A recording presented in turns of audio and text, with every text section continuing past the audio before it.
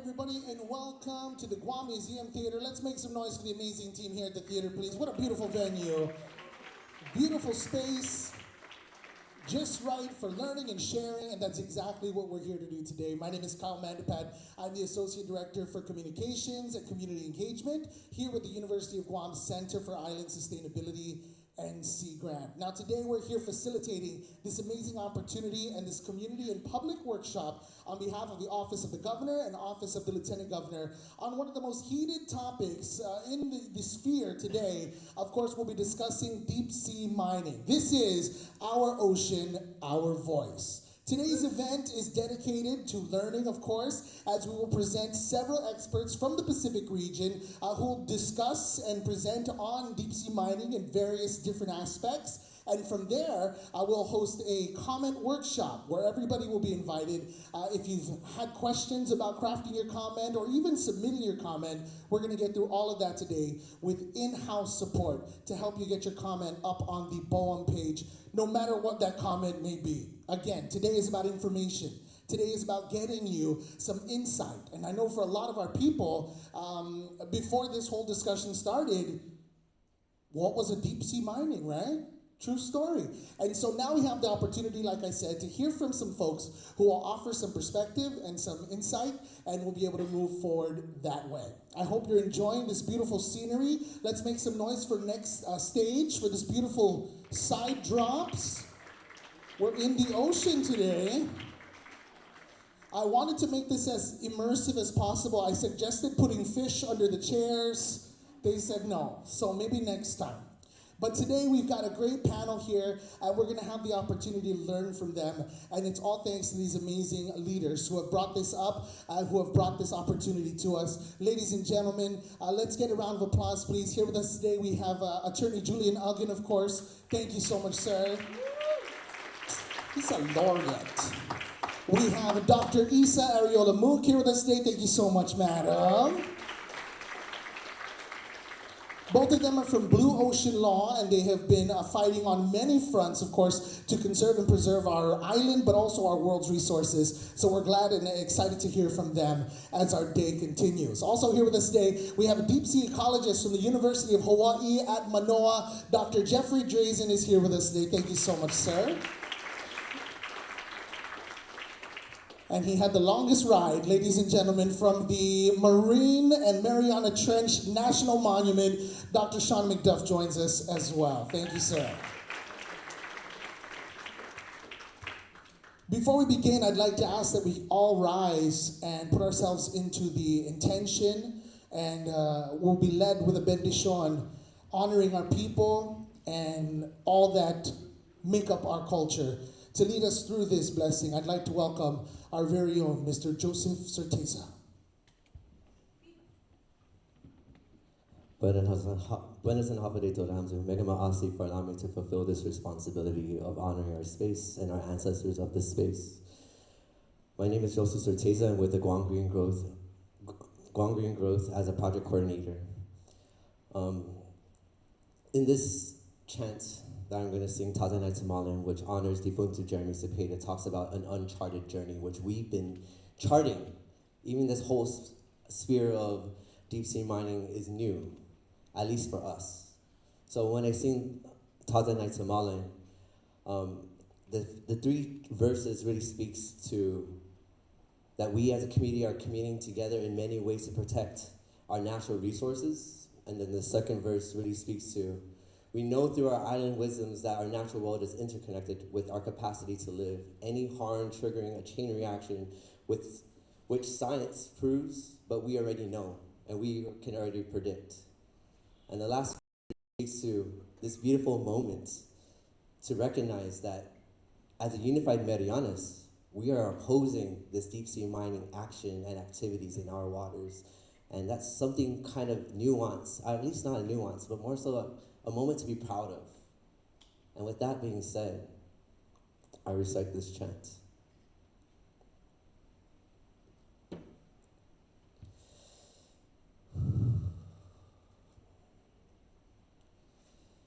Man hanel tabu huzun gitasi gita ta za nai tu ma len na hi na na gui. Men ha nao ta gu hu zong gi ta si. Gi ta za nai tu ma len na hi na na gui. Go di tali zan fan go di binga. Oski azu si ha nui mana tota. Ten guang hi si ha I fina nenka nota. Fan hokat ni zuk zang igi menta mon ha. Ta famani gi zan tan famahasu. Na famatagnya hamzu afanyelu. Man ha now tagu zong gita si. Gita za nai tu malan na hina na gui. Man ha now tagu zong gita si. Gita za nai tu malan na hina na gui. Hoi, hoi, hoi, yeah! Megama Azi Toda Hamzu.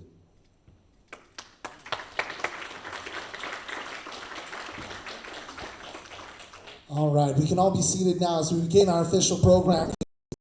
We're so glad to have you here with us. None more than this next presenter. Ladies and gentlemen, leading the charge in this discussion, I'd like to welcome for opening remarks our Magahaga, the Honorable Lou Leon Guerrero.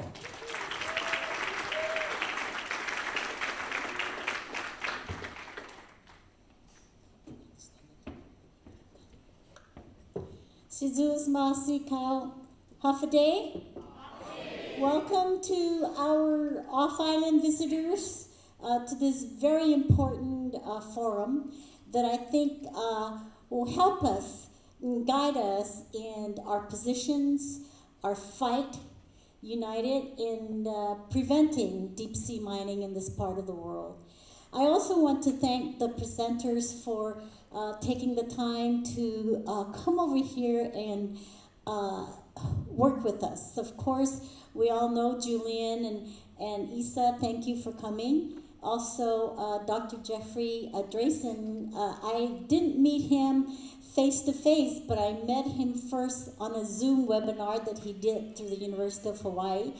I was very impressed with his presentation. I was very impressed with his scientific data and information that bring him over here. And of course, Sean, thank you for also being able to come and share some of your expertise with us. I just want to say that this issue of deep sea mining came to my attention about a couple of years ago when we're trying to get into the Pacific Island Forum as an associate member, and when I was researching what some of the issues are, one of them was deep sea mining, which was being led by the Cook Islands. And I wasn't too familiar with what deep sea mining, did a little bit of research, and in our Micronesian Island Forum meeting last year in July, I brought up the issue about deep sea mining, and at that time, the Micronesian Island Forum is a forum with members from all the various North Pacific islands.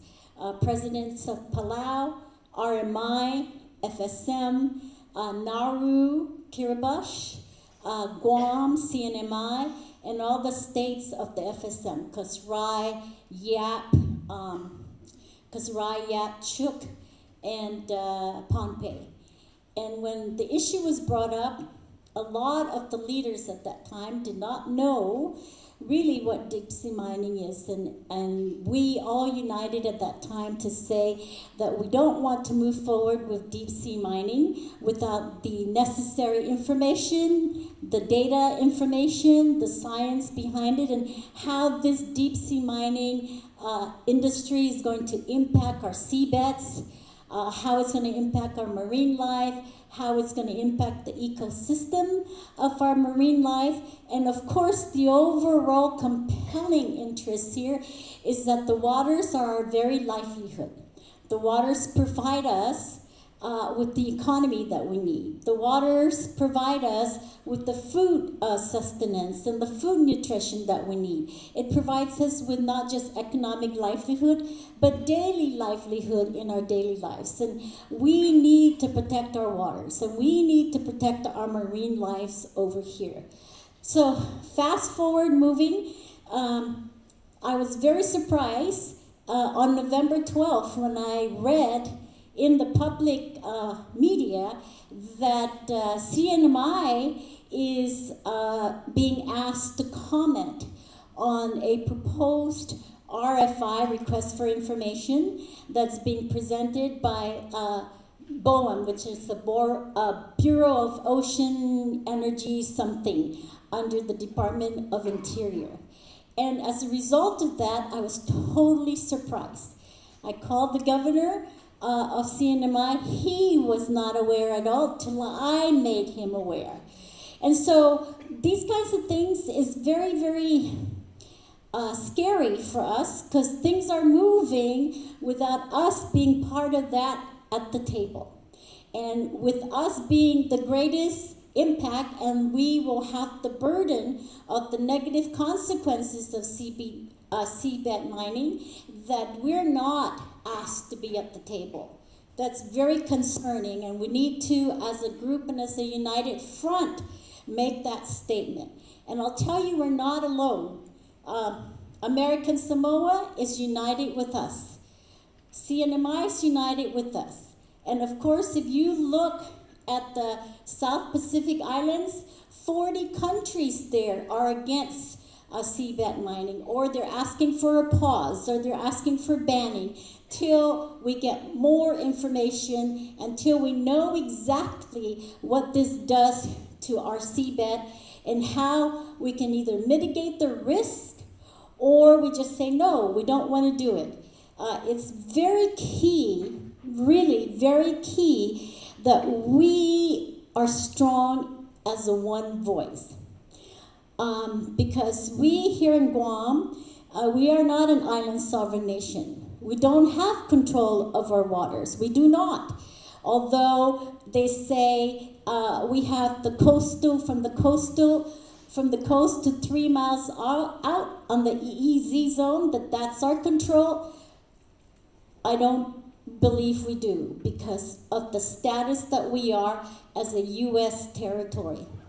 And so that's why I'm very interested to learn from Julian, what are our legal options? What can we do legally to fight against this? What can we do, working with our federal partners to try and stop this? I'm very passionate about it, because I was just telling Dr. Drayson that, I look at this and I think, wow, if we don't do anything about this right now, we are going to look like the dinosaur age, right? Where when you look back about the dinosaurs and how the land is cracked, it's dry, there's no greenery at all. I see that as that's what's happening with our with the seabed mining. So really, as a group, as a community, as an island, a Pacific island, and as a region here, we must stand strongly together. And so rest assured that we as leaders in this island have gotten together, made some strong statements, wrote letters to the federal government stating our position, together with the legislature, congressmen. We all signed a letter, along with the speaker, Frank Blas, my Lieutenant Governor, Josh Tenorio, Senator Tina Munya Barnes, who's the ranking member of the Democratic Party over at the Congress. We all stand very united as a Guam community against it. Governor Apatong, Governor Pula, and myself also stand very united. American Samoa is very concerned about their economy of the tuna industry.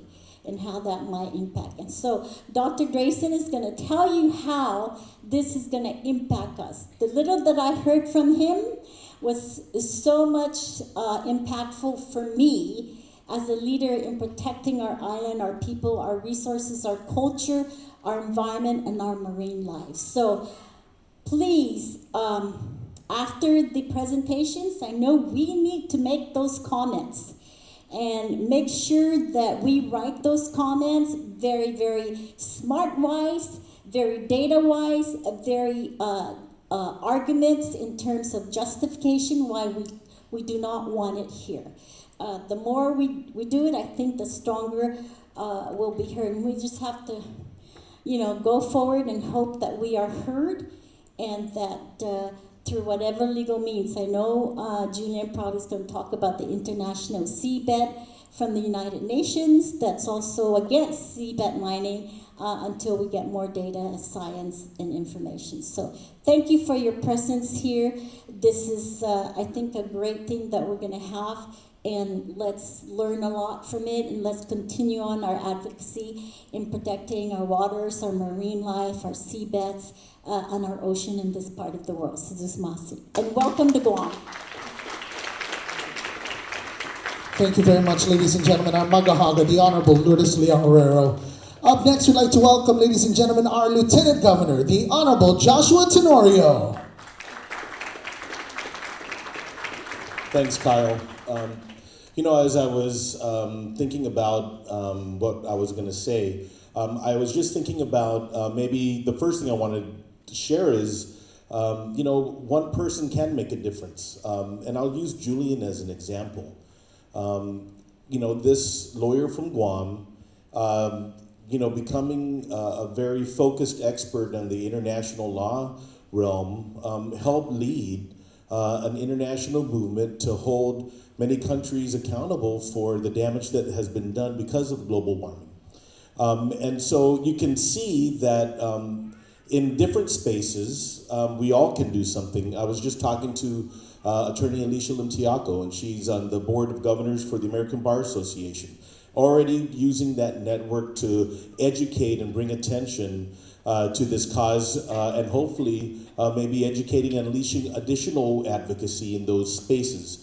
So all of us have different spaces that we're in. We have family members that are living in almost every single congressional district in the country. And what this movement is going to need is for all of us to take every single effort to try and bring attention to the cause, educate, but to also to push and to showcase why this matters. We all know that this is a bad thing. You can already have a sense of it. We are living in the deepest part of the world, a place that has been untouched for the most part, a place that is the center and origin of life for all of us. All of us have this stake, so it is a big threat to our existence, and that's how we have to look at it and also be very strategic. So having everybody come together to address different topics and to make sure that we utilize every single tool in our tool case and to create tools, I think is where we need to be. Our ocean is not for sale. And we have this responsibility, because we're living today in 2026, to fight, to do whatever we can to protect this for everybody after us. That's our responsibility as Chamorros and Guamanians and Pacific Islanders and people that actually care about what's happening. We're living in a very disruptive time. This is the most challenging time that I would say that the American nation and the people of Guam have been confronted with, because there is a radical change in the leadership of the country, which is focused on harnessing resources to feed commercial interests. That really, in essence, is what is going on here.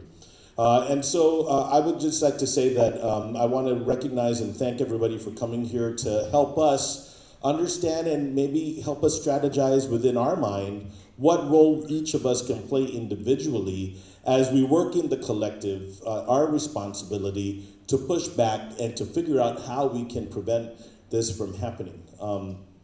Today, I think that the Mayor's Council, right, Senator Carlotta was over there talking to them. They have adopted a resolution, our 19 village mayors, against this effort. I know the legislature has had some hearings today, also making sure we do everything that we can move and demonstrate that the leadership of Guam is very serious about taking on this big challenge. I'll just close by saying that, over the last few years, we've been working really closely with the Center for Island Sustainability and the Sea Grant Program at the University of Guam to showcase all the different ways that we can live sustainable lives. And in order to do that, we have to be able to make sure that we value and recognize the value that our resources have for all of us to live. And this threat to the waters of Guam, Austin likes to say this, even if we're looking at the United States, we have the most diverse corals in the entire United States here. There are treasures here that the people of Guam are entrusted to safeguard for our people, but hopefully to activate and to elicit some broad support to do what we can to stop this from happening. That is where we are today. So I just want to thank the experts for coming in and just appreciate that everybody in the Guam leadership is united on this. We need to get the word out. I'll close by saying, I think the most compelling cases comes from the kids, and I'm hopeful that we could expand what we're doing past January 12th, work with the schools and the teachers and our young students to show that compelling case why this should not happen. Sidus Maasi and Biba Guam. Biba.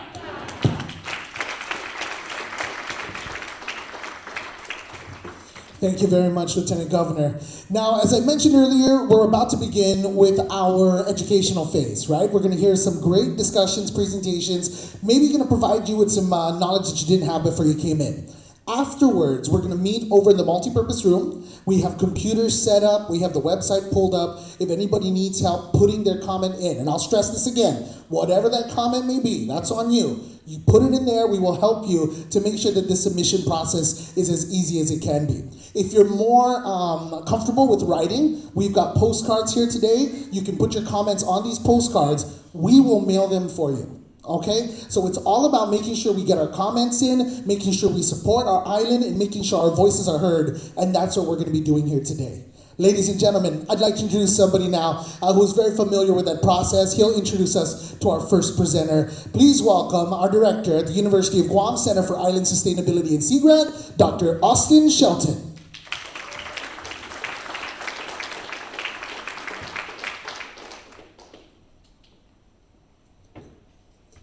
Hafaday, everybody. Thank you very much for taking the time to come out on this busy time in the afternoon. I know all of you maybe are still on your annual leave and were enjoying the holidays, or you just got back to work. And we have this really important time with a very tight deadline to say something about, to fight, if we can, about this very important topic in our deep sea resources. But the fact is that we don't know very much about it. The fact is that we know more about the surface of the moon than we do know about the deep sea in our backyard. And that's just because it's so hard to get to. But that's what makes it so unique. There is so much down there that we have yet to discover. And it could be gone before we ever know what's there.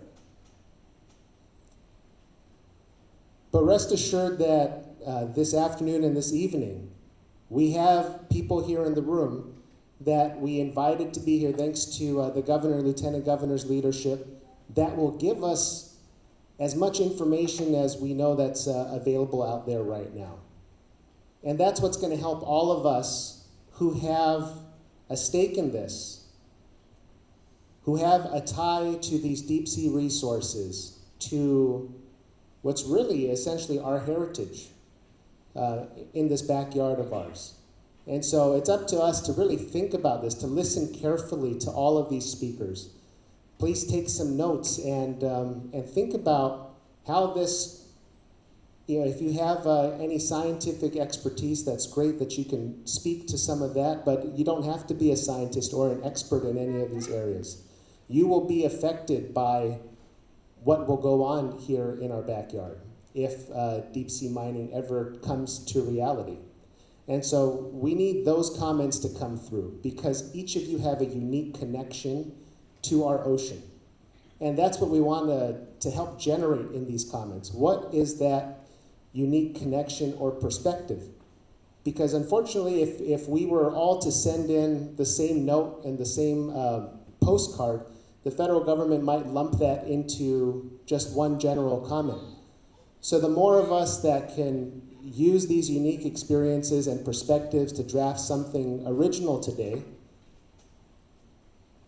just a little bit from what you've heard today by listening carefully, then that's going to be something that will hopefully help us in the long run in this process.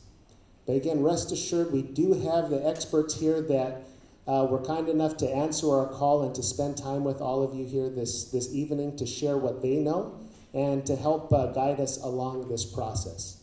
And so that's what our role is here today as the University of Guam Center for Island Sustainability and Sea Grant. It was almost 6 years ago to this day on this very stage that the governor called us into action, that appointed our University of Guam to facilitate the Guam Green Growth Initiative. And that has now become our island's most comprehensive public-private partnership ever created to achieve a sustainable future, a sustainable, equitable, and prosperous future. And so there are over 100 working group members that work on different parts of the G3 action framework, and that includes the environment and our thriving natural resources, but all the other economic and social issues are part of that too, and we've been making great progress on that since 2020. And so that's why when issues like this come up, we're able to mobilize quickly, even through the holidays, to figure out how we're going to engage our community in processes like this. So thank you to Governor Leon Guerrero, Lieutenant Governor Josh Tenorio for seeing the importance of that and allowing us to assist in this process and to engage our community here today. So for our speakers, we were able to reach out to our networks through our Center for Island Sustainability and Sea Grant networks, and we have our partners at Blue Ocean Law that we work with on a legal environmental action fellowship. We've had several young lawyers or law students that are from Guam or from our region, and they're going to all of these great law schools somewhere in the States, and Julian Uggan and also Levin Camacho have been our partner attorneys so far in this program, have been bringing home these young lawyers to work on environmental law, which is not a common topic that our attorneys here in Guam get to work on every day. So we're building up the capacity in that area. And of course, we all have heard lots about Julian Uggan being an international rights advocate for the ocean and for indigenous rights. He's a right to livelihood laureate, which is a really big deal, just like the Nobel laureate, Greta Thunberg, who I think all of us have seen as the young girl who became world famous for climate action. Julian was taking a picture with her because she was the laureate as well. So this is a really big deal. He's also a Pulitzer Prize nominee, among other things, and his partner at Blue Ocean Law, Issa Areola, is on one of the GRIST top 40 lists for climate advocates. So we're really lucky to have them in the room. You see them every day in Guam or in Saipan, so you don't realize what a big deal they are, but we have these experts right here at home to help us go through this process. And then through our Sea Grant network, we're going to be hearing from Dr. Jeffrey Drazen. He's not part of UH Sea Grant, but he works with our Hawaii Sea Grant team out there.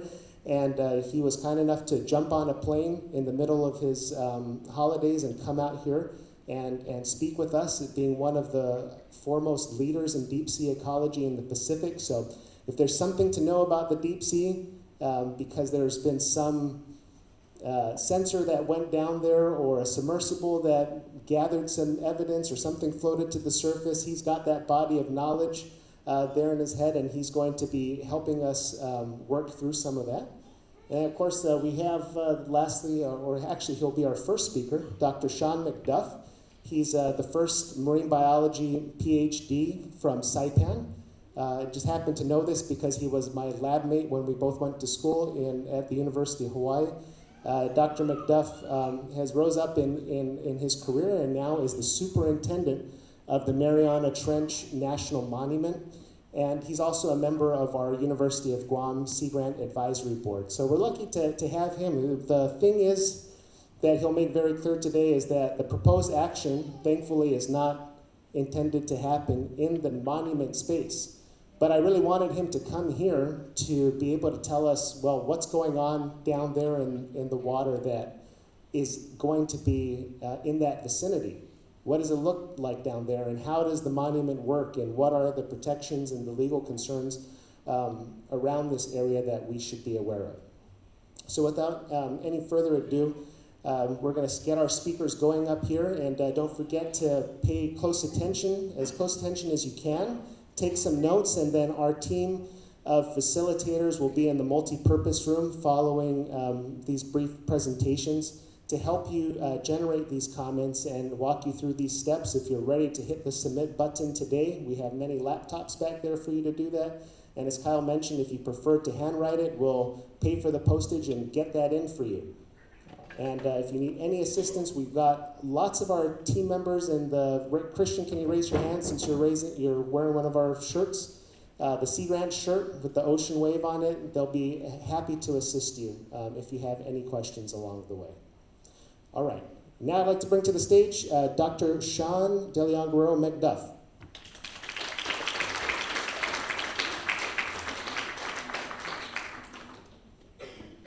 Thank you. Half a day, everybody. I'm Sean McDuff. I'm from Saipan. I work for the Fish and Wildlife Service. That's a federal agency under the Department of Interior. I'm the superintendent for the Mariana Trench Marine National Monument. So I was asked today to come and talk about, I didn't get a lot of guidance, but I'm just going to talk about things that I understand.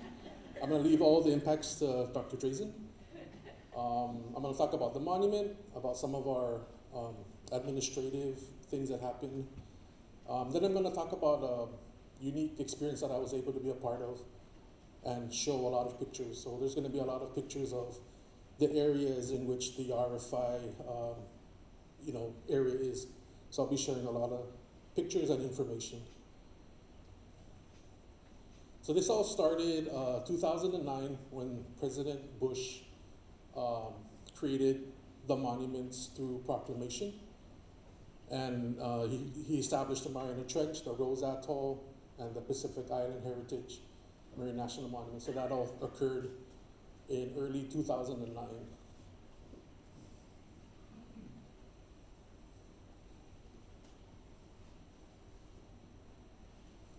So in the proclamation, and this is language from the proclamation, it protects and conserves unique and pristine habitats, historic objects, and features of high scientific interest. It's pretty large. It's 95,000 square miles of submerged lands and waters. Okay, where's the? Can you go back? So the map is there on the side. The green polygon, that's the Mariana Trench unit, the trench unit of the monument, and that's submerged lands only. The volcanic unit, there's 21 little asterisks on the western side of the archipelago, and those are seamounts that are still active. They're thermally active, so that's where you see all the hydrothermal vents and all those black smokers happening on that side. And then the blue polygon by Euracus, Mog, and Asuncion, that's 50 miles around the three islands, submerged lands and water. So those are the units of the monument. And we manage this in coordination with NOAA and the CNMI government. So there's 3 tiers to that management. And the proclamation is not that long. This is one paragraph in there, sort of close to the top. And it just says that the Secretaries of Interior, or my office, and Commerce, NOAA, National Marine Fisheries Service, shall not allow or permit any appropriation, injury, destruction, or removal of any feature of the monument. And then it goes to legal language. But that's verbatim from the proclamation, right? So we're here to protect and avoid any injury, destruction of monument features. Next slide. A couple years ago already, we finalized our management plan. So proclamation created the monument in 2009. A few years ago, we finalized its management plan. And this plan meets multiple agency goals and objectives. And again, in some language that's relevant to our discussion today, right? Any activities occurring beyond monument boundaries are outside the scope of the plan, right? So we work with, within our boundary. That's kind of our jurisdiction. And my attempt at technology, I think that QR code links to our website, which has our management plan, so you could take a look and maybe see if Governor can make it work, make me look good.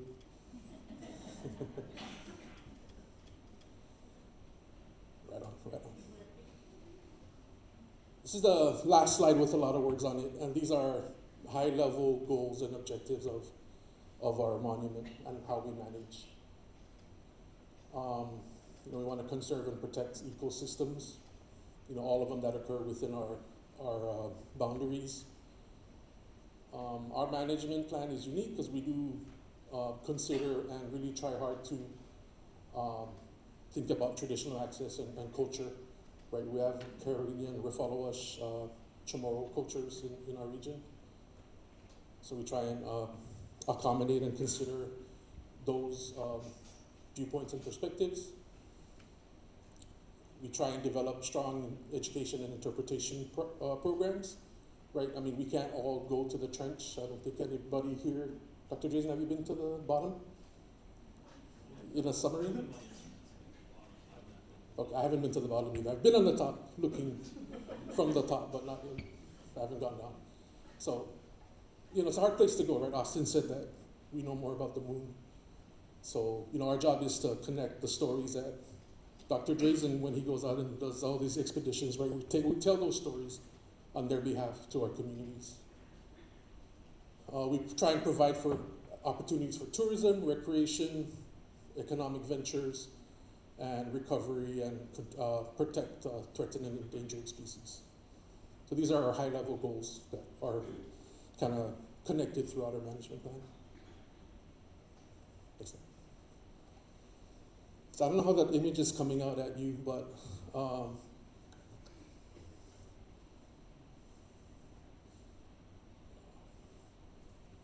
the green dot up in that corner.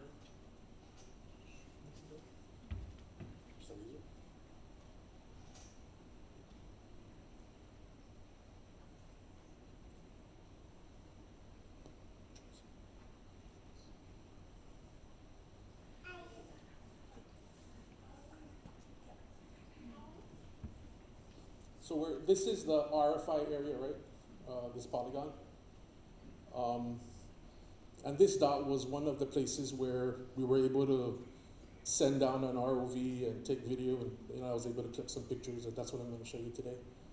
Right, and you can see where it's at in relation to the island chain, in relation to the monument, right, which is what I manage. So, we are boarded up against the RFI area. And it's Voigt Guyot seamount, it's a flat seamount. But, this is what it looks like on Google Earth, or if you look at it from a map, right, this is kind of what it looks like. And this is this area right here. And so Austin said, what does it look like down there, right? And, if only we can send a submarine down there and take a look, or a ROV, remotely operated vehicle, right? That costs a lot of money. You need a lot of smart people to kind of pull off an expedition like that.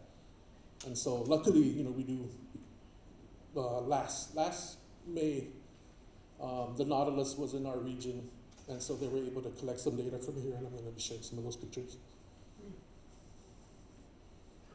This is just another depiction of sort of how deep everything is here. Then you have these seamounts, and the RFI area is somewhere along this area here. And that's the seamount that I'm going to be showing pictures about on. So you can see how it rises up from the depths. And this is a summary slide of the Nautilus, what they did last May in our waters. And so this is 21 days at sea, right? And this is their route. They started south of Guam, and then they kind of did this big loop. So we kind of went all around the entire island chain, which is pretty cool. The red dots are samples by an automated or underwater vehicle, so it's not tethered to the ship. So, you know, programmers kind of write code and tell the robot what to do, and it goes, takes video of the underwater, you know, a certain path, and then 6 hours later it pops back up, you download the data, and you see what's on it.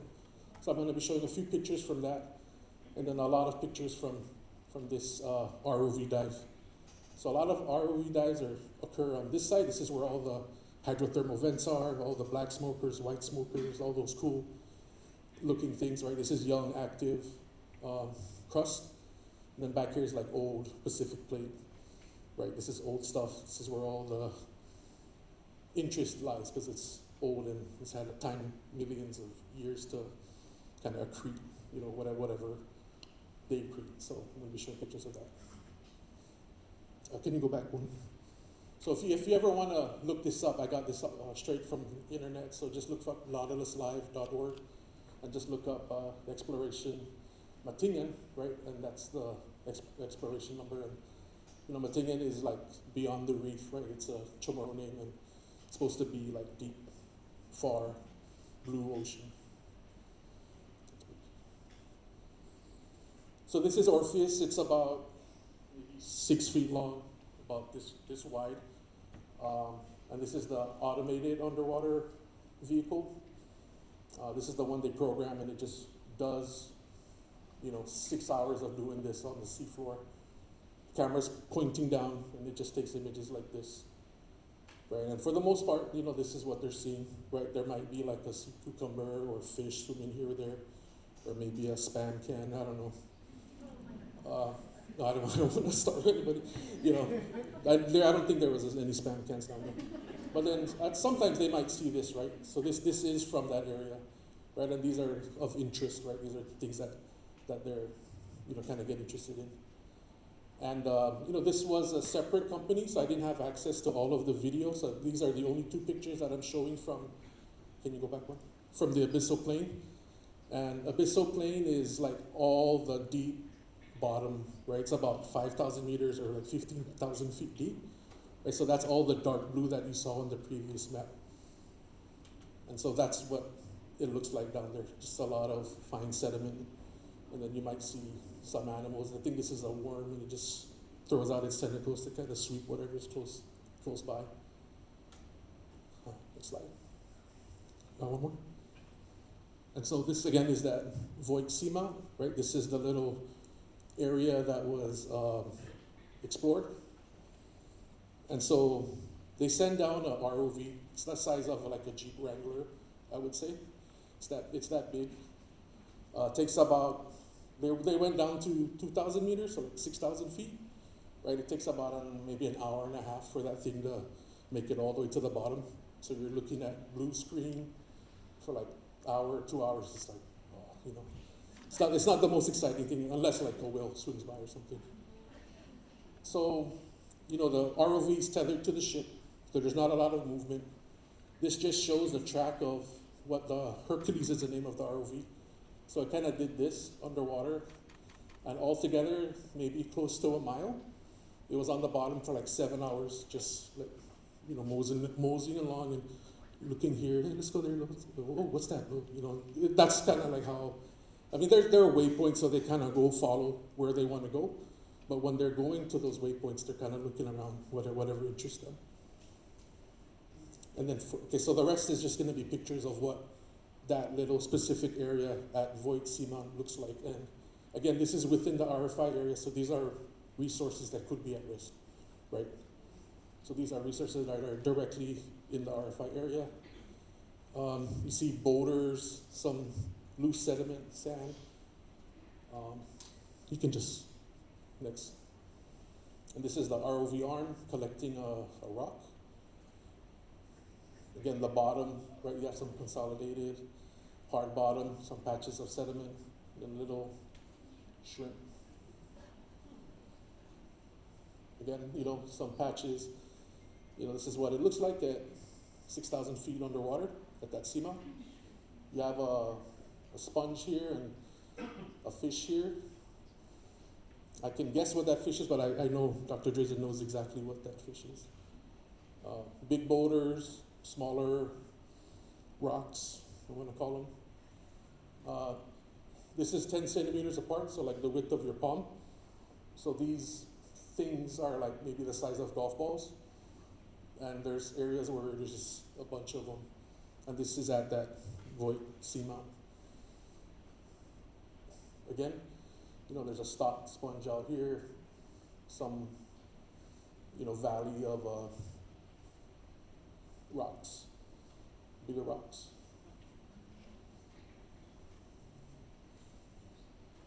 Right, so again, I'm just taking you through trying to show as many pictures as I can. We have swimming. Anybody guess what this is? It's swimming something. You see it all the time here at the beach, on the reef. If you grew up here, you probably picked it up and threw it at your brother. Yeah. So this is balati or sea cucumber. And it kind of swims like that. I think that's it. And here's some interesting stocked sponges, organisms, some smiling looking thing, some soft hard corals, some other invertebrates. So there's life down there, like they're kind of here and there. We have another fish here, and I don't know, there's a line here of some rubble and then some clear sand or sediment. And this is the ROV kind of doing its thing, right? So you're seeing what the ROV is doing. Just showing some of the crustal material and things that grow on it. Mixed. I think there's a little starfish on some hard structure there. And then we have this sample rock. I have it in my bag. So if anybody wants to see it, yeah, I was like, I have that rock. And this is it on the ship. And I was able to cut it in half, right? So we have saws on the boat to cut these rocks in half. And this, I don't know, is that looking, I wish the background was in black on black on black. Yeah. But yeah, so we collect these things on the ship, right? And hopefully we bring it back so that we can use it to teach and to tell a story, right? So this is somebody learning about this rock and where sort of it was collected. This is my coworker. I didn't have anybody. I didn't have any visitors at the time, so I used him to fill in. And I have some more pictures of the bottom and some of the organisms that are found there. Sometimes there's nothing. Sometimes there's something. Starfish on a stocked organism here, kind of holding on, trying to filter. I don't know what this was, but there's that the sea cucumber.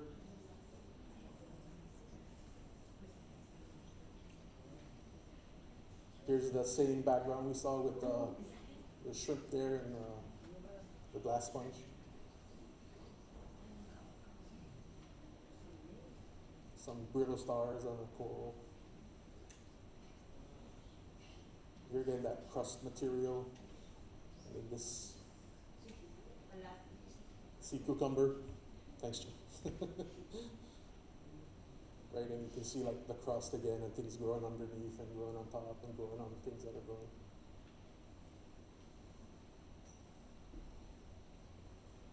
And then, like that's the bottom, right? And then, when the ROV is going up and down, you have a lot of blue water.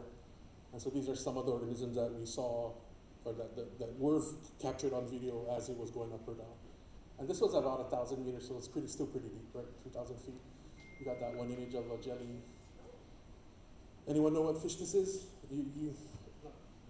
Dr. Drazen, don't answer. But when the ROV gets up to the top, it takes a while for them to kind of set up the crane to fish it out of the water to put it back on the ship. And so this is like right at the surface. So we saw what the bottom looks like, right, 6,000 feet deep. So if you go up all the way to the surface, these are the things that are swimming around, right? And that's, any guesses? Fish? Any fish, guys? This looks like a squid or a cuttlefish, but the one before is amberjack. So it's like, yeah. You can tell by the mascara stripe on its head. And that's it. That's not my picture. And I don't know where I'm gonna set up later on, but if anyone wants to come take a look at the rock that I have, come check it out. Thank you.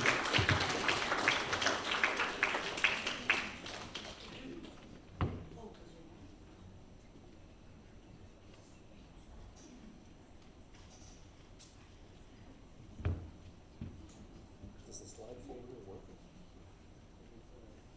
No. There's a lot of music. Okay, can you hear me? Is this on? Okay. A little louder? Is that better? There's two. Maybe this is the one. Is this working? I can really speak loudly. Does that work? No. Okay. I tend to walk around, so this is going to be a bit of an issue. I'm sorry. There we go. All right. Well, I'd just like to start by thanking the governor and lieutenant governor for inviting me out here, and definitely thank Austin and all of his crew for hosting me. It's a real privilege to get to speak to you about the deep sea. This is a place that I've studied for several decades now and is a really amazing place. I've been working in sort of assessing environmental risks of deep sea mining for a little over a decade now. And I just wanted to share a bit with you about the process of deep sea mining and then subsequently what kinds of environmental risks can be posed by that activity. Okay, so we have here well, I'll start by saying no one is actually deep sea mining right now. This is a potential industry. There are companies that have invested in technology to actually test mine, but no one is actually harvesting minerals at this time. They're after three main deposit types. On the left are the hydrothermal vents that Dr. McDuff was just explaining to us that you can find to the west of these islands. And those superheated waters that come out of the seafloor release a lot of chemicals, and those build up over thousands of years into massive sulfide deposits. You can see a chunk of that in the manipulator arm right here, and those deposits include zinc, gold, silver, and some copper, and they're typically found at depths of 1,000 to 3,000 meters. In the middle, we have an underwater mountain, a seamount, and you can see the corals all over it. This is a shallower feature. The ones that are of interest in mining typically are 800 to 2,000 meters deep, and they're particularly interested in very old seamounts because the metals that come out of the water and precipitate and create crusts on the rocks of the mountain, you can see this black crust right here, that seamount crust takes millions of years to form, so they want really old seamounts. On the right, on the abyssal plains, which cover a large area of the world's oceans, but only in some portions of those abyssal plains in the world's oceans, you have these manganese nodules, and Dr. McDuff showed you some pictures of those nodules on the seafloor. They have the same kinds of metals that you would find in the seamount crust. In this case, they are forming around a little start of a grain of sand or a bit of shell, and one the size of my fist could be many millions of years old. So they take very, very long time spans. These are very deep, 4,000 to 6,000 meters. The interest, go back one. Sorry, Emily, there's a lot of forwarding. The largest interest today are in seamount crusts and in manganese nodules. There's really not a lot of interest in mining the massive sulfide deposits, though there was a number of years ago. Really, the interest today is in getting the cobalt and the nickel.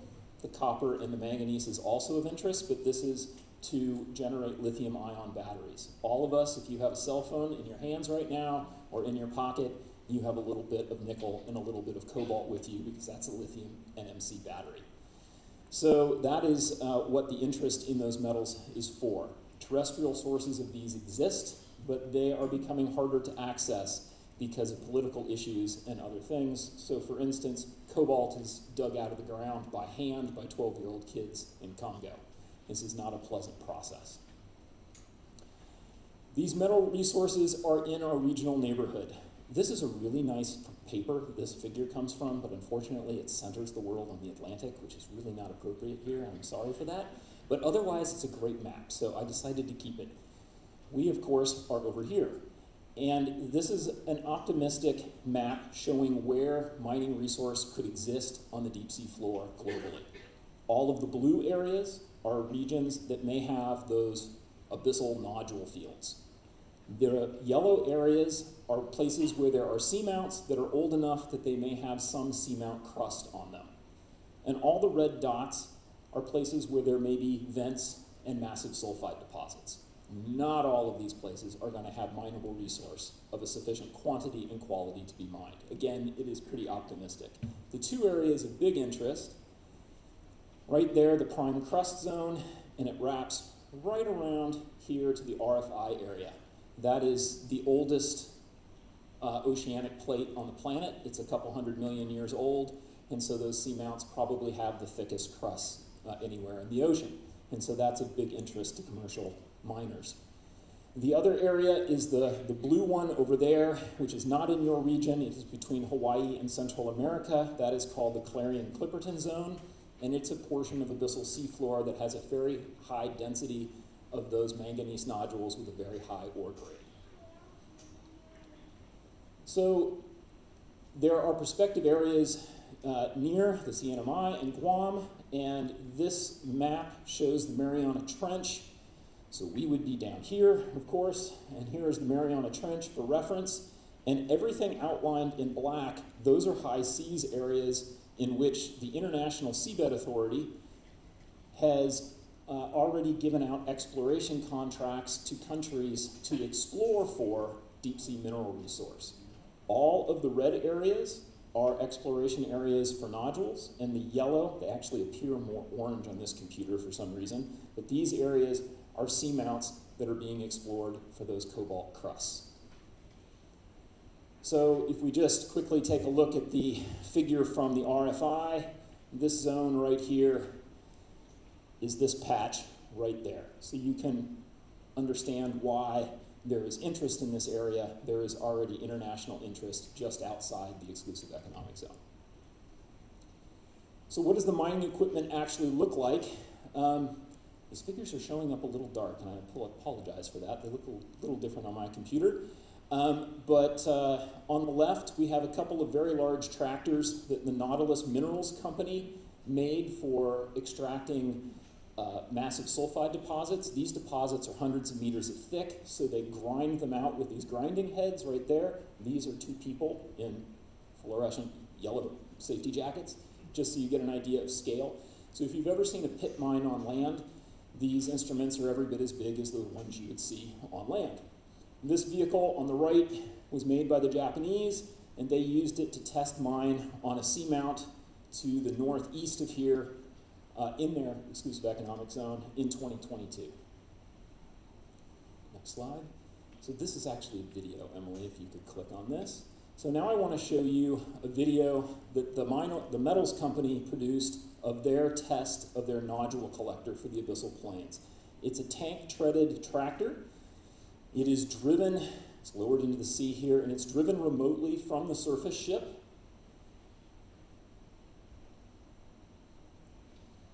And that's about a half size. This is a prototype, so it's about half the size of their ultimate collector vehicle.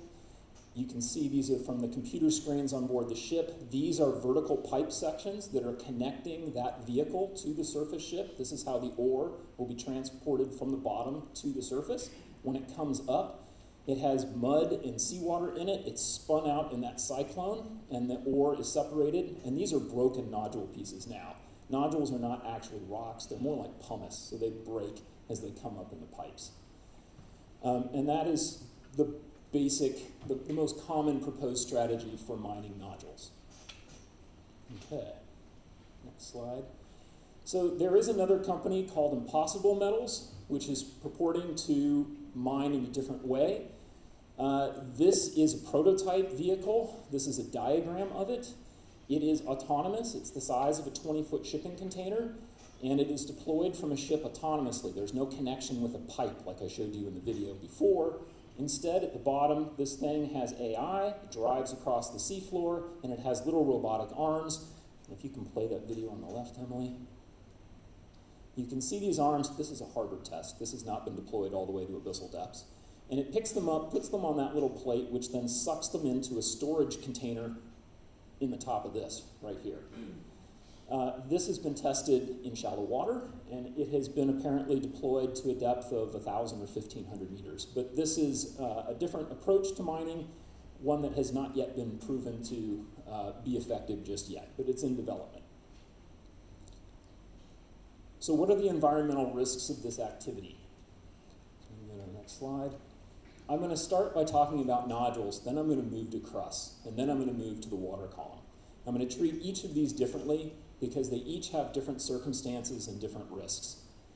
So here I'm going to talk just about what's going on down there, the collector vehicle, and that vehicle is going to remove the nodules which lie just on the seafloor. If you dig down, any nodules that get buried actually dissolve. So they're all right on top. And so the collector vehicle will remove those nodules, about 5 centimeters or a couple inches of sediment in 5-meter swaths or bigger. And the next bullet point there. That removes the nodule habitat, which, as I'll show you, is important for a number of organisms. The vehicle will kill most of the infauna. Those are the animals living in the sediments. These are very big tractors, and the mud will either be ejected out the back or shot up to a surface ship. And the vehicles compact the sediments, so they alter the geochemistry of the seafloor. So they alter the habitat. We expect, based on economic models, that these miners will cover about 300 to 600 square kilometers in a year of strip mining. So over a 15-year time period, which is what the ISA issues as a contract, this is about 10,000 square kilometers. We don't know what NOAA or BOEM will do in terms of duration of contracts. The mining vehicles will be noisy, and they will increase the noise thresholds over, or the noise baseline over potentially large areas, and there's been some modeling of that. And there's been a lot of discussion of plumes, and at the legislative event earlier today, I heard people suggest that the plumes will move hundreds of miles. It's probably not that big. They will move, and they do expand the area of effect of mining. The plume on the bottom there, noting that this figure is for diagrammatic purposes and is not to scale, they will probably disperse something on the order of 10 kilometers horizontally from the mining site.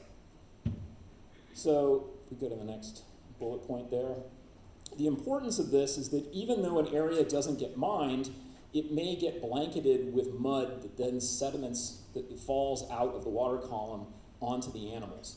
These abyssal ecosystems normally only receive something on the order of several millimeters to maybe a centimeter of mud falling down on them in 1,000 years. So if a couple of millimeters falls on them within a few days, it's going to smother them. The point is, this expands the area of influence of these plumes. And if you go to the next bullet point there, we do know now, because we've studied this in some of the mining tests, the plumes here do contain toxic metals. And if we go to the next slide, I'm sorry, this kind of got cut off in the bottom. It is possible that with the collector plumes, the area of impact over 15 years goes up to about 50,000 square kilometers, which is the size of the country of Costa Rica. That's for one mining operator. So the scale of this is potentially very large with nodule mining. Next slide, please. So what are the potential environmental risks? There is a biodiversity risk. As you saw from Dr. McDuff's imagery, there are lots of amazing creatures that live in the deep sea, it is a low abundance system. You didn't see hundreds of animals in the pictures that were just shown, but there were many odd organisms you probably haven't seen before. There is a very unique biodiversity at these depths, and that diversity is extremely high. We did some surveys in the Clarion-Clipperton Zone, that nodule province between Hawaii and Mexico, and we found over 300 species of megafauna. Megafauna are just things big enough we can take pictures of them with the ROV. And we found 300 or more in just a few kilometers squared. So there's very high diversity. About half of that diversity, it turns out, lives on the nodules themselves. If you look at this collage of images, I'm sorry it's sort of showing up dark. This is an anemone, and its tentacles are 3 meters long, and that's a whole new family of anemones, but they live on stalks that come off of the nodules. The sponges in the top right corner, they also live on those nodules. So there's a lot of diversity that lives on them directly. Some of these animals have very widespread ranges. Some of the abyssal fish that you have here in Guam, you can find off California. But there's also a number of animals that we've only ever seen once. Some of those animals probably have very small ranges, even though our sampling is poor. Anything with a small range is at a bigger risk of going extinct if mining is to occur, because mining's aerial extent is very large. We have a recent analysis from the Clarion-Clipperton Zone. There's between 6,200 and 7,600 species, and about 90% of those are undescribed. They're just sea star species A. No one has had the time to actually describe what it is. Okay, the next bullet point. So there is the potential with nodule mining that species may go extinct. How big a potential that is, giving you an actual number of what the percentage risk is, we can't do that right now. I can just tell you there is a risk, and it is not zero. Ecosystem functions. The abyssal seafloor is a carbon sink. Detritus, organic material, is buried at the deep sea floor, and mining is going to churn up the sediments and may bring that back into the ecosystem. We don't know how important that might be. The other thing, Emily, you can do one more there. Have any of you heard of dark oxygen production? This was a big news story. A couple of you have. Okay, this was a big news story about a year and a half ago. On our planet, oxygen is produced by plants and by phytoplankton using light, photosynthesis. A scientist put chambers on the deep sea floor. He put them down over nodules, and he was expecting to measure how fast all the animals in the mud were using up the oxygen through respiration, like you and I breathing. Instead, what he found was that the oxygen concentrations in those chambers went up. And this didn't happen when he put the chambers down on seafloor that didn't have nodules in it. The idea here was that the nodules, in some unknown process, were creating oxygen. This is dark oxygen production. We don't know if this is actually happening regularly. We don't know when. We don't know to what extent. But that is an important ecosystem service, potentially. And it needs to be, those findings need to be corroborated by other groups. They're very, very new findings. Next slide. There we go. Abyssal ecosystems are among the least resilient on Earth. I don't think any deep sea scientist would argue this fact. This is a test mining track made by scientists. This was made some time ago. You can see the nodules here in black. And this track right here is where scientists took a dredge across the bottom to try to simulate deep sea mining. You can kind of see the crumbly edges on the side. If you saw my webinar earlier, don't answer this question, but can anyone in the audience tell me how old you think that track is at the time this picture was taken? Anyone want to hazard a guess? 2 days. Way more than that. 1 month. What was the last one I just heard? 20 years. That's very, very close. 26 years old at the time this photograph was taken. It looks like it was made yesterday, 2 days ago. But this is a very low energy system. There are not fast currents and tides to erase these kinds of features. The animal densities are low, so they're not crawling around erasing these tracks from the bottom. And we now have multiple experiments of this type, mostly in the Clarion-Clipperton zone, that show that these communities of animals living on the seafloor do not completely recover at anywhere between 7 and 44 years. So this is, if you can go to the next one, this is just a quick figure from a paper that came out this year by a colleague of mine, and those bars there are the density of animals, and in the tracks, you can see the bar is very low, and in 1978, before they made the tracks, you can see the density being quite high. The control, which was measured just a couple years ago, is still really high, but in the track, 44 years later, the density of those animals has not come back. So this is not a system that has high resiliency.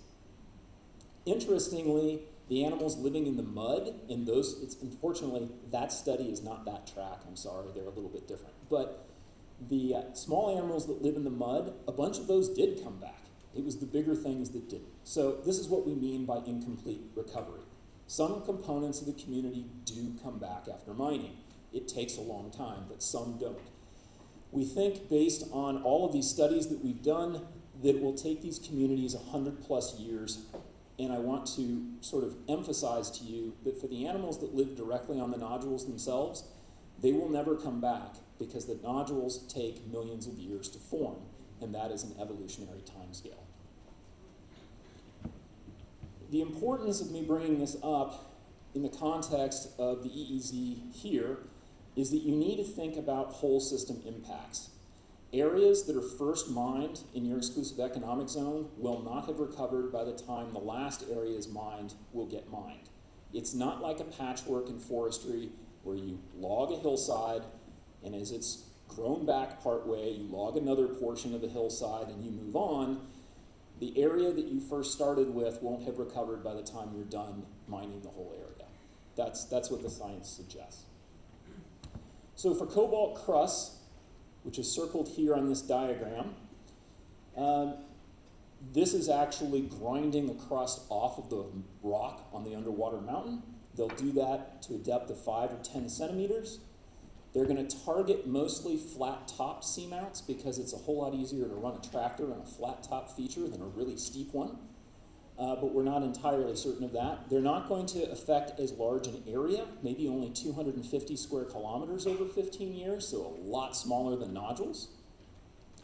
And if you can forward to the next one, there will be sediment plumes, as I described for the nodule situation. The particles are going to be coarser.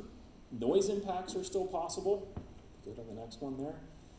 And I want to emphasize that it's really interesting in your region because we find nodules distributed up the sides of the seamounts.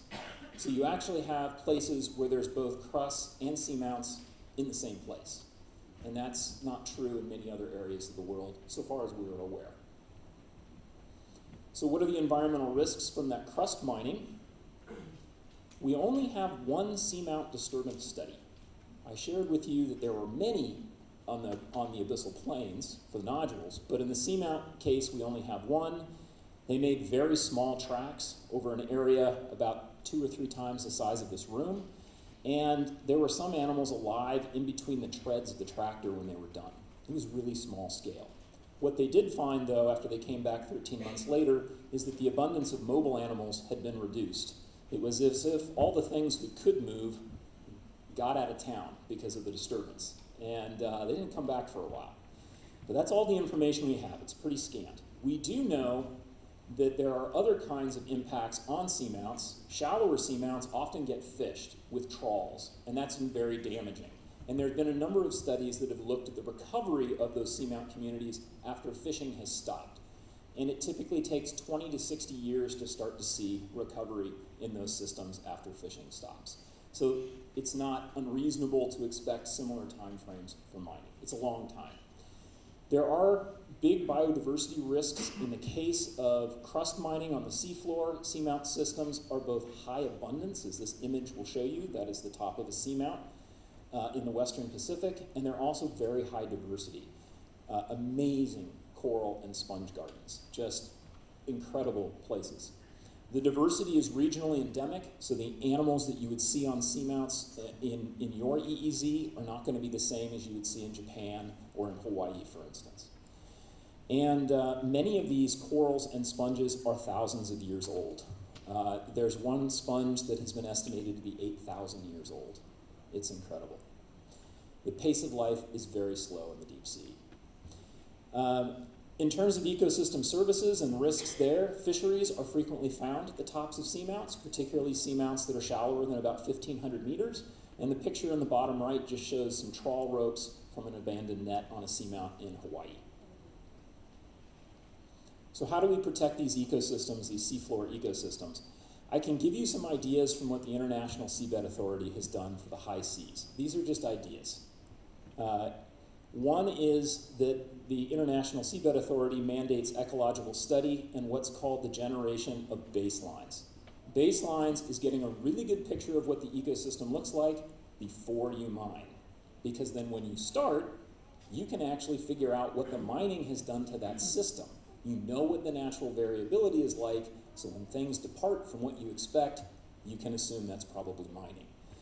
So there is some legal requirement, as I am told, from this 1980 NOAA law about mining, and for BOEM, I'm not sure what the regulations are. I'm not a legal expert, but we have some coming up next.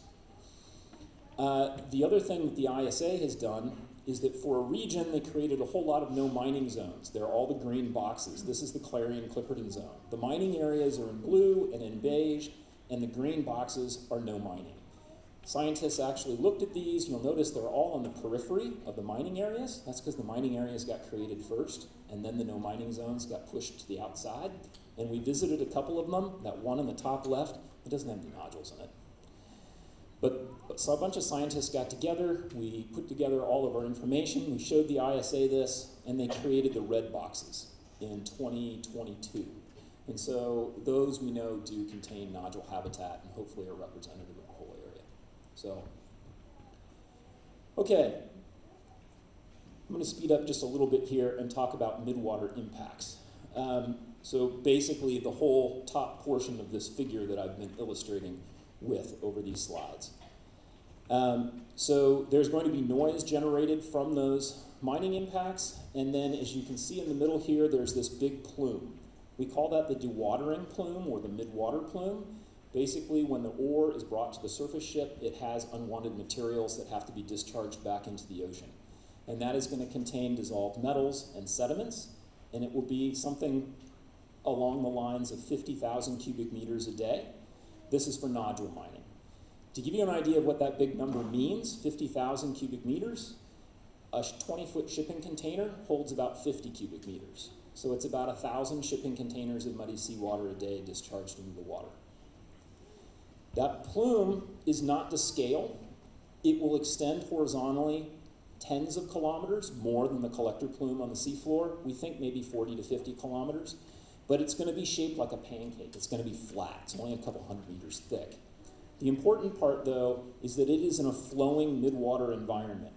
So water that is affected by the plume is drifting away from the point where it was created, and everything is diffusing back to background conditions. But new water that's coming in with the current is now being exposed to that plume. We think that somewhere, this is based on modeling, that 3,000 to 15,000 cubic kilometers per year will be exposed to these conditions. Again, another big number. What does that mean? Well, first of all, we think sort of the middle of these estimates, it's a big range, is something like 5,000 or 6,000 cubic kilometers. The volume of Lake Superior is 12,000 cubic kilometers. So this is about half the volume of Lake Superior by one mining operator per year. So it's very large volumes that could be affected. One of the important components to midwater ecosystem impacts is this is our link to fisheries. So this is a food web diagram. Here are all of the big top predators we like to eat, marlin and mahi-mahi, which stay shallow, and swordfish, and opah, which dive to great depths over 1,000 meters to feed. And this is our food web right here with the lowest trophic levels, the primary producers, the phytoplankton on the left, and shallow water on top and deep water on the bottom. And in the open ocean, there's no place to hide. So the plankton and all the small fishes and squids, during the day, they inhabit the depths. And then when the sun goes down and they can stay hidden, they rise up to the surface. This is the single largest migration of animals on the planet. It happens every day. And the importance is that it's connecting us to these seafood species, and that these animals' movements, they feed in the surface, and then they go to depth and they're breathing out CO2. They're carbon transporters. And this is a really important component of the carbon cycle. So these are links between us and deep water ecosystems. So this will become important in just a moment as I talk about the environmental risks. Go to the next slide. We only have one midwater disturbance study. It created a plume for less than 36 hours. This is definitely the frontier of where our understanding and mining effects exists. There are almost no study of midwater effects. The biodiversity risks are unknown. A lot of the animals in the midwater, they're in a flowing environment. They have big ranges, way bigger than those in the seafloor. I don't think species in the water column are likely to go extinct from mining. I don't know that for certain, but I think the probability is low. It doesn't mean that animals in the midwater are found all over the ocean. In our studies in the Clarion-Clipperton Zone, we found half the species only exist in the eastern tropical Pacific. So, they have ranges, but those ranges can be half the size of the continental United States, for instance. They're big. In terms of ecosystem services, tuna fisheries intersect with high sea mining areas, and I'm sure there are tuna fisheries that are probably occurring in the EEZ here. And food web disruption from mining plumes is likely. You can get the next animation.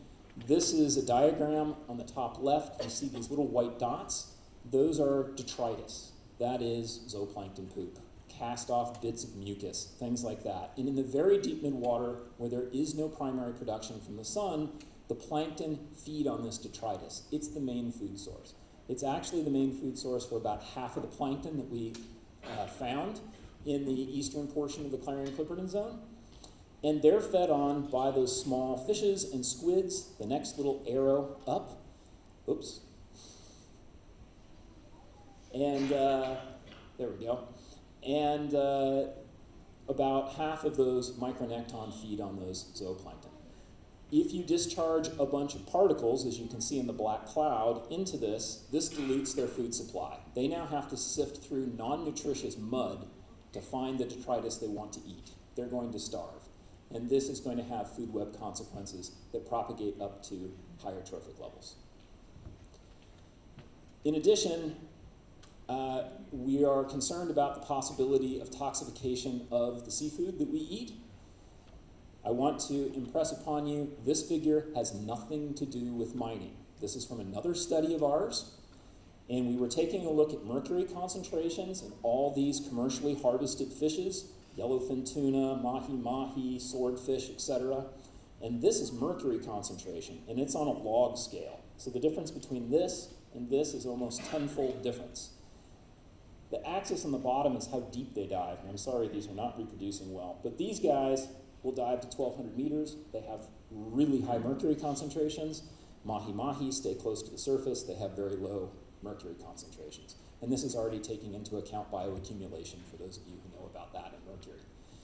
So this is a natural process. We've discovered that the microbes that take mercury and make it bioavailable so that it goes into food webs, they like the low oxygen, low light conditions in the deep sea. This is a natural process.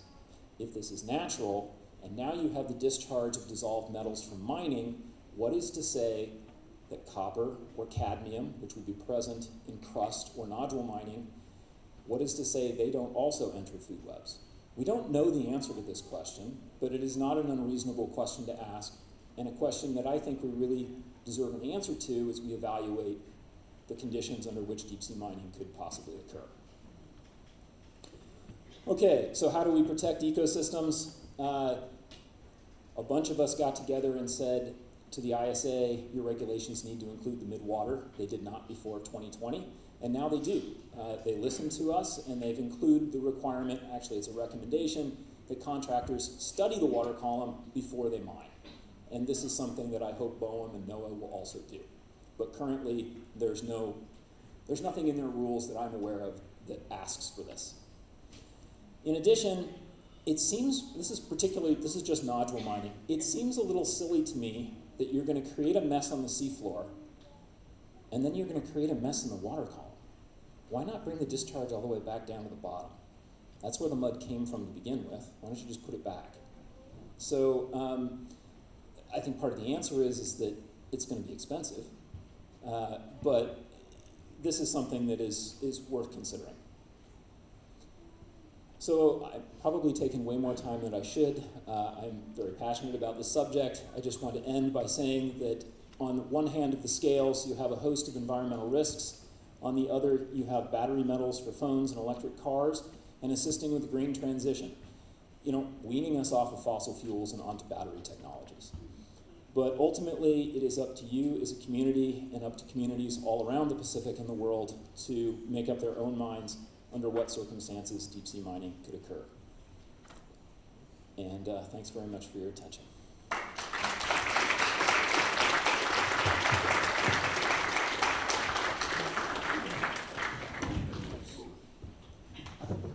Good gracious. Let's get a round of applause one more time, please, for Dr. Drazen. What an eye-opener. I looked around the room and I saw a lot of thought bubbles popped up there. Thank you for that. An amazing opportunity, I promise you, and again, proving it. One more time, ladies and gentlemen, a round of applause, please, for Dr. Drazen. We're so glad and grateful for you to come this way and share with us all of your knowledge. We're going to move into our final presentation before we get down to our comment writing workshop. Again, we're so glad to have this amazing team standing by, ready to answer questions. They will have that opportunity in the multipurpose room following our presentations here in the main theater. I'm going to introduce first, ladies and gentlemen, our moderator for this next fireside chat. Please welcome back Dr. Austin Shelton.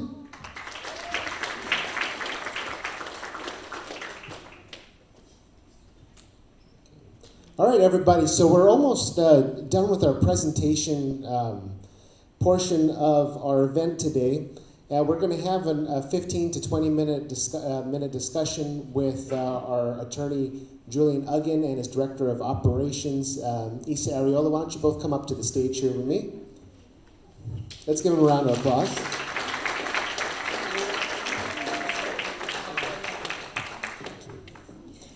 All right, so I was telling you a little bit earlier that they're both very famous locally, of course, nationally, internationally, for the amazing work that they do. And this is really a rare thing that we see here in Guam or the region. I mean, there's not much environmental legal work or human rights work that happens in Guam or the region, but for some reason, when Julian started his law practice, I mean, he started making an impact globally. He's on CNN and other international news networks doing amazing things. So why don't you first tell us, Julian, a little bit about Blue Ocean Law, how you started that, and then why the deep sea issues became important to you. Thanks so much. It's really great to be here with you all. Blue Ocean Law formally was started about, can you hear me? Formally, we opened the firm up in 2014, so just over a decade now. We've been around. The real answer, the keep it real answer to your question is, I took a really sort of hard and long look around, and I thought very carefully. I was like, and I realized something, that is no one was practicing law in the way that I wished to practice it, and there was no sort of template on offer, so I had to sort of create my own. I didn't really want to. I was like mid-20s, and I just sort of jumped in. And I wanted to do this thing, so I went around and I took the bar exams for the different Micronesian countries, and I wanted to start a law firm that really serviced all of Micronesia. That was like my first priority. And then I wanted to basically try to operationalize the idea that I went to law school with originally, which is that the law school attracts, in my opinion, two types of people. One, the first type is like the type that wants to sort of basically accumulate obscene amounts of personal and private wealth and power. And then the second type of person who goes to law school wants to try to deploy it as a weapon in service of the vulnerable. So clearly I'm part of the second camp. And so we, thank you. So we started this firm, and we wanted to try to really make the notion, the conversation around international human rights law serious. We wanted to make that a serious project because when I was first wanting to start it, there was a lot of like, that's cute. You think you can do that? You want to do that? How are you going to make money? All of the things, you know, and so all of that I saw you at law school. I went to take a class, remember? And you didn't talk to me for years because I didn't wear my glasses to class that day and I couldn't see him, so I didn't wave at him. I know, and I thought he was very snobby, and so I wrote him off. I had to I wrote him apologize off to many, him. many years ago. He's my friend now, as you see. Yeah, we're fine now. But the gist is, I really wanted to really do this kind of law, human rights law and environmental law, and in particular, I really want to advance the rights of indigenous peoples from this part of the world, the Pacific.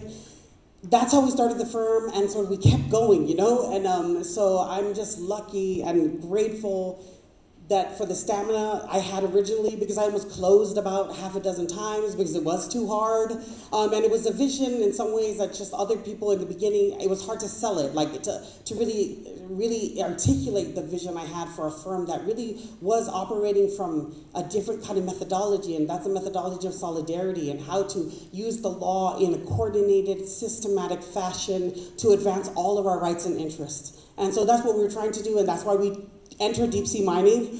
That's why we started working on deep sea mining. 2 years into the firm being formally stood up, we realized that the Secretary of the Pacific Community and other regional entities had actually been inadvertently kind of greenlighting this industry they basically had some consultants, and there was a model regulatory framework that they put out for deep sea mining, and we were like, this is very problematic. It doesn't actually enshrine the precautionary principle. It almost like implicitly advocated, with like almost like reflexively even, for this industry. Oh, it's a new way to pursue economic viability for the Pacific, but it was so under-examined. So that was our first foray into deep sea mining. So you can know that you can see that we've been in it for almost 1 decade, tracking deep sea mining exploratory activities throughout the Pacific. We worked with so many community-based organizations in Tonga, Papua New Guinea, Fiji, Vanuatu, and we worked with different AG's office, even in Micronesian states, and we tried to help both the private sector, and the CBOs, and the public, the government sectors, really understand the full panoply of risks that DFSM sort of really that made it very, very clear that there was a whole wide range of adverse impacts, and we started advocating for that. So again, and then of course, last thing I'll say, about 6 years ago, we sort of took a hard stop, and we, as a firm, because we're not very big, so we have to be very, very selective about what we do. We almost essentially had enough capacity to do one thing, and that is the International Court of Justice case on climate change, and that's all we kind of did for almost 6 years. And then bam, we finished it. We had like a 4-month break. Thank you. But my point is, we haven't even had really a 6-month break, and then bam, the Trump administration releases the executive orders, and now we know we have to come right back to deep sea mining, and here we are. All right, round of applause for that. Yeah. Well, I'm glad you didn't shut down. You're maintaining things now, and that must be because you have a fabulous director of operations. Dr. Arreola, tell us where you fit in and a little bit about your own work in climate action and now what you're doing in deep sea mining. Yeah, so I'm actually a cultural anthropologist by training. I'm not a lawyer, so sometimes I get mistaken as that with BOL now, but I've been with BOL for a couple of years now, and Julian and I have known each other for quite some time. But before I joined the firm, my research really focused on this nexus between militarization or imperialism, indigeneity, and the environment. So it was within that kind of realm that I was thinking about all of the issues that were impacting our community, right? Because oftentimes, the ways that we learned about what was going to happen to our community was through, environmental impact statements, for example. That's oftentimes, the first time we were hearing about a lot of these big changes. And so, one of the things that I appreciated so much, and I think this is where we really synergize about Blue Ocean Law, is that, when you look at something like the ocean, it doesn't take human rights out of that space, right? It actually thinks it centers Pacific Island voices, and it doesn't take Pacific Islanders as an afterthought in the process, of thinking through all of these issues. And so, yeah, it's been pretty recent, although, like I said, Julie and I have had a lot of synergy in between that time, but That's why I'm here right now, is to grow the firm, to grow the strategies, and there's a lot ahead of us, as you can see, including, like Jillian said, bam, this landed right at home all of a sudden. And so it was like, take all that stuff we've been learning and put it into practice, make it work. So. Well, you've done a lot of work on, yes, please. So you got to work right away on this issue, and you found that this violates so many laws in so many ways.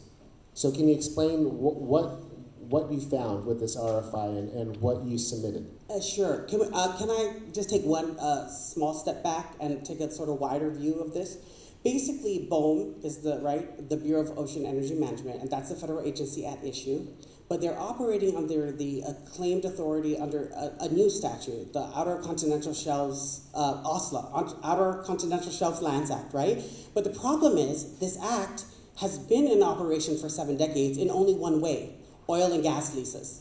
That's a problem, because they're basically wholesale cutting and pasting this entire legal framework and regulatory framework and then applying it to a frontier activity, to deep seabed mineral activity and exploitation. That is crazy in and of itself, because you don't, and you should know, as from a legal perspective, even the plain language, there's a bunch of plain language arguments that our firm, together with other allies like Earth Justice, which is based in San Francisco but also Hawaii, where basically we believe that BOEM is actually acting ultra-virus, meaning beyond the scope of its statutorily assigned duties, because it is basically reinterpreting its own enabling legislation in new ways and actually trying to, in our opinion, short circuit many of the sort of processes by preliminarily making decisions and announcements like, oh, we believe maybe NEPA, which is a separate federal law, the National Environmental Policy Act, really doesn't apply in such a robust way. Maybe we have the pure discretion to decide how and when it does apply. So it's already incredibly, wildly problematic that they're basically taking this oil and gas law and now applying it to a brand new type of industry to exploit a brand new type of resource, which are mineral resources. So it is a problem, and so legally how we attacked it was, okay, we see that this is new, so what we're going to do is take a careful look at all the different ways in which, and the only way to really understand this is sequentially, like in a staged way. So this process, the RFI, is the very first step, right? So it's of a much longer series of steps, which we don't even know the true contours of. And we don't know it because it hasn't been applied to seabed mineral resources ever in its 70 years of being around. So it's going to be a little bit of plain language interpretation, a little bit of maverick, rogue, going it crazy. We're expecting all kinds of like wild interpretations from the federal government about how announcing all of its power, and we're going to try to check them every step of the way. So that's something that we have to be doing. So we're kind of like hyper vigilant now about like listening very carefully to every single thing the agency says, so that we can make sure that we are trying to force compliance with all the other procedural safeguards that other federal statutes, even outside of OSLA, provide, such as a robust environmental impacts studies required under NEPA before any mineral lease sale. So it's a multi-stage process. We're on top of it together with other allies like Earth Justice. I say them because they're working with several Guam-based and CNMI-based, community-based organizations, NGOs, to really also, we're already anticipating that there's going to be all kinds of challenges. But fast forward now to your comments that you provided. What was that big headline that we had, that big aha moment that you talked about several times? Yes. So basically, in my opinion, as an international self-determination law sort of focused person, I believe that the RFI suffers a more fundamental and fatal flaw. And that is, it is the entire thing rests on a sort of deeply flawed legal assumption, and that is that the mineral resources in the EEZ and the waters surrounding Guam and CNMI in fact belong to the United States, and in fact are assets that the federal government can freely dispose of at will.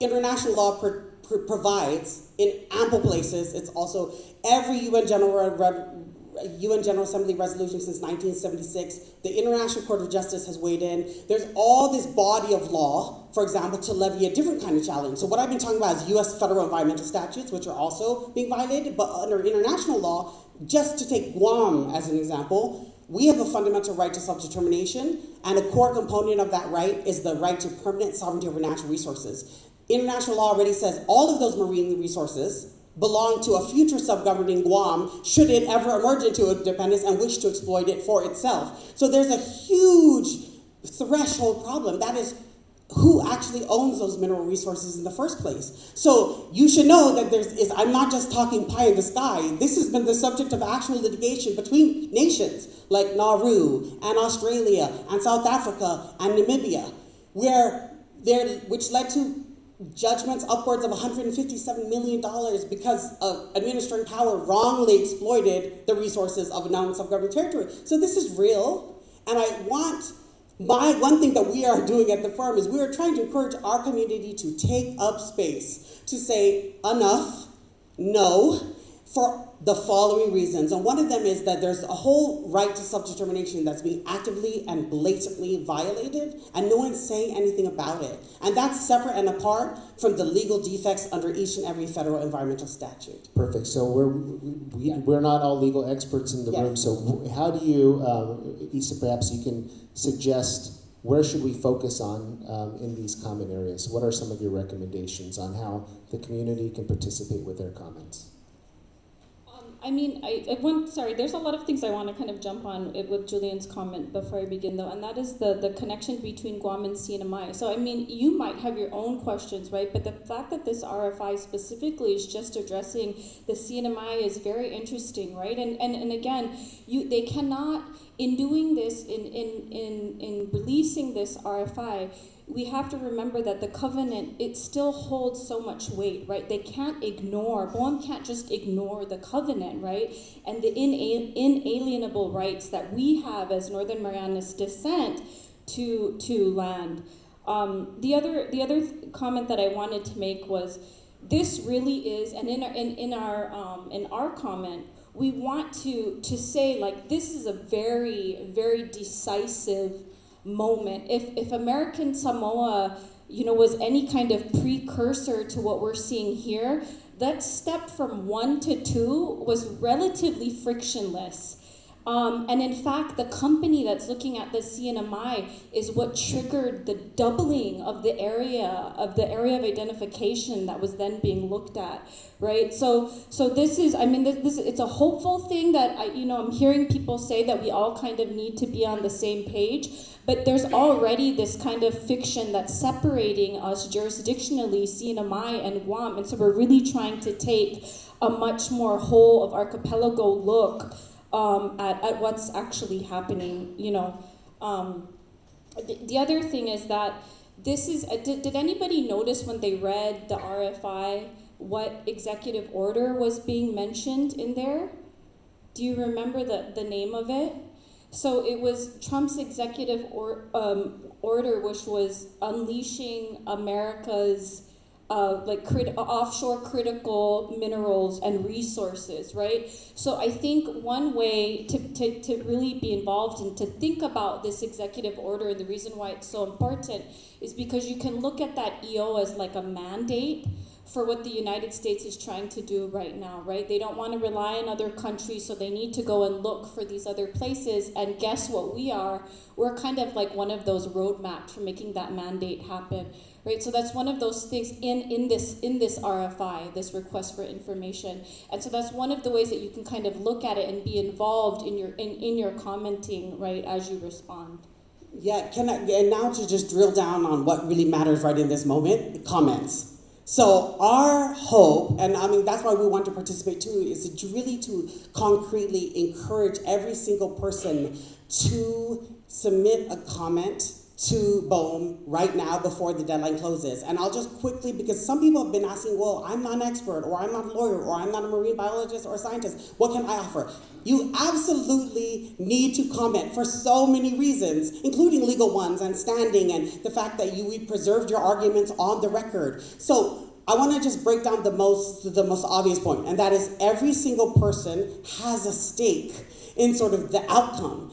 You don't need to think about this as some future tense thing that's going to happen when ultimately you worry about it later when the lease sale gets approved by BOEM. No, we need to worry right now, and every single person can and should make a comment. Whether you go to the beach, whether you care about sea turtles, and all the other species that are going to be smothered or affected by the sediment plumes we're talking about, or the noise pollution and the light pollution and all the other things Dr. Drazen and others have recounted in great detail. So if you care about whales, like for example, if you live in Saipan and you actually enjoy seeing from the coasts of Saipan that school, the humpback whales that have a humpback whale nursery right off the coast, and you care about that and you enjoy and you take your children to see that, that is something that's going to be in danger because of this thing. And even if it's not with 100% scientific certainty, it's enough that you preserve that legal argument now. So if you care about whales and dolphins and fish and sea turtles, and if you enjoy going to the beach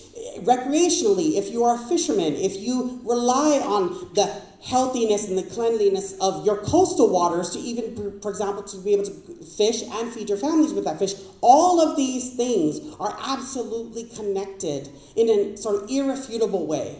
And that means the door is wide open for you to comment and to articulate how it affects you. One more specific piece of advice I would like to offer is try to be as exceedingly concrete as you can when you describe how you will be harmed. And because what we need to do with these federal agencies in this rulemaking process is we need to clearly point to the injury. I'm injured in this way. And then you write it, and it's okay to use the first person voice and to actually just very clearly articulate the ways in which you are harmed. You should know that the authority that the BOEM is acting under, the OSLA, requires this balancing test. It has to the extent that it wishes to mine and expedite this industry, it also legally has an obligation to consider the totality of the human environment, to include social and cultural considerations on the coastal states. So if, for example, can I say one more thing? I'm talking too much, but I really want to get all this concrete information out because I think it's really important, because I think somehow the conversation's been so removed or so abstract seeming that people are not connecting to it so directly. I talked today to a navigator, Mr. Larry Rigatol, who's in the audience actually, and I got an incredibly vivid and detailed account from him just today about the concrete ways in which traditional navigation practices as a cultural practice is going to be adversely impacted by this proposal. That is exactly what we need. We need you to take you and situate you in all of your dimensions, meaning if you're part of organizations, encourage your organization that you're part of to file a comment as well. As an individual, as a family member, comment wearing all your different hats and get them in on time. And unique comments too. So like form letters in the case of American Samoa, right? You saw that it was like 76,000 letters, but really they counted like 311 substantive comments. So again, that's not to discourage you from everybody from commenting, but the unique comments that come from each and every one of you in the organizations are a kind of like practical tip. You kind of already know this if you've written, comments on an EIS, for example. But in this case, it also applies.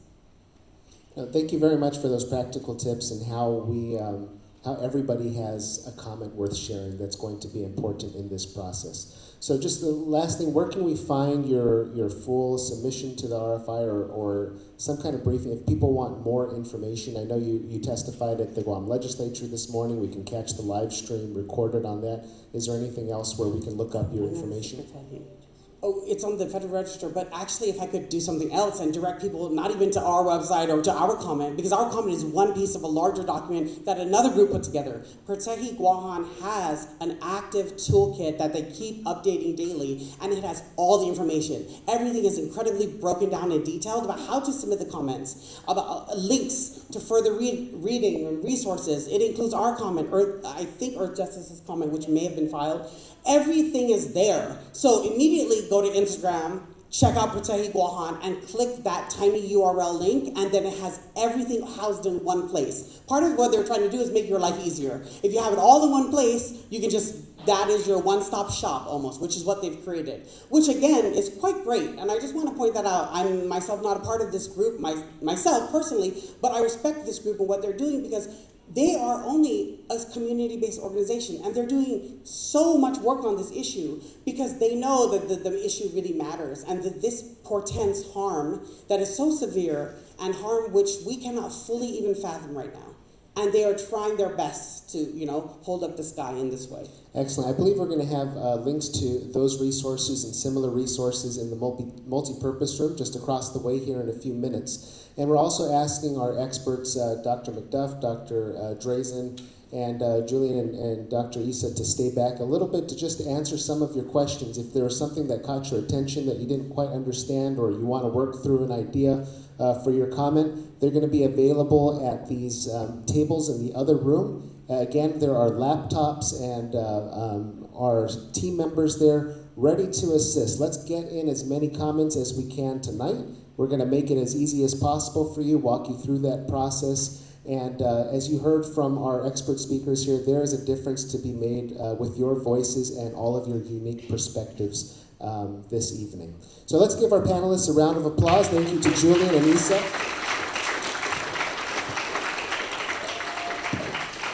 And we're going to hand it back over to Mr. Kyle Mandapat for further instructions.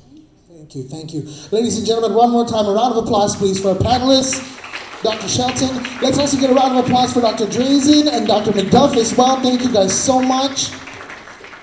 All right, so here we go. We promised you info and we promised you opportunity, right? That's what we're here for. We're going into the opportunity phase next. As Dr. Shelton mentioned, across the way in the main museum building, we have the multi-purpose room filled out, smells beautiful in there. We got some chicken outside if you need some to get creative. And then we've got the laptops set up, but also postcards. Now, I will tell you right now, I don't know if you've been following the mailing system and all of those updates they've been making. These comment cards must be postmarked by the deadline, okay? And that is January 12th. Thank you. January 12th. The difference is the post office will not postmark upon acceptance. They will postmark upon processing. So if you go in on January 12th, there's no guarantee your postcard or your letter will be postmarked on that day. So what we're offering today is for you to fill out the postcard or give us your letter, whatever the case is. We will mail it and guarantee that it gets postmarked because I'm going to send somebody down there to sit outside like it's Black Friday at Home Depot. And we're going to make sure that these things are postmarked and our voices are heard. Okay? So again, that's all available for you in the multi-purpose room. We're so glad that we're able to come together tonight. One more time, please, a round of applause for all of our speakers. Thank you to our governor and our lieutenant governor for making this happen. Thank you to our family here at the Guam Museum for all the amazing support. Ladies and gentlemen, this presentation was just the beginning. Again, I welcome you to the multi-purpose room next. It's time for your voice to be heard. Thank you.